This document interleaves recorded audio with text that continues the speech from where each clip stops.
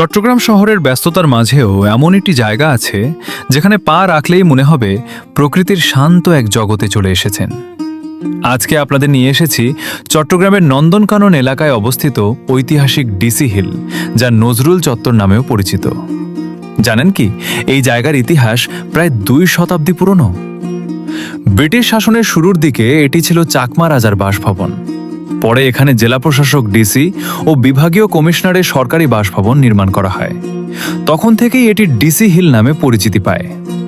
আরও মজার তথ্য হল, বিদ্রোহী কবি কাজী নজরুল ইসলাম চট্টগ্রামে অবস্থানকালে এই এলাকায় সময় কাটাতেন। তার স্মৃতিকে সম্মান জানিয়ে 2005 সালে এর নাম রাখা হয় নজরুল চত্বর। তবে ইতিহাসের পাশাপাশি জায়গাটির সবচেয়ে বড় আকর্ষণ হল এর মনোমুগ্ধকর প্রাকৃতিক পরিবেশ। বিশাল সবুজ গাছ, নির্মল বাতাস আর রঙিন ফুলের নার্সারি পুরো এলাকাকে করে তুলেছে এক অন্যরকম সৌন্দর্যময় স্থান। প্রতিদিন অসংখ্য মানুষ পরিবার পরিজন নিয়ে এখানে ঘুরতে আসেন। আবার অনেকেই প্রিয় মানুষকে নিয়ে কিছু সুন্দর সময় কাটানোর জন্য এই জায়গাটি বেছে নেন। আপনি কি কখনো ডিসি হিলে গিয়েছেন? গেলে আপনার সবচেয়ে ভালো লাগার মুহূর্তটি কমেন্টে জানাতে ভুলবেন না।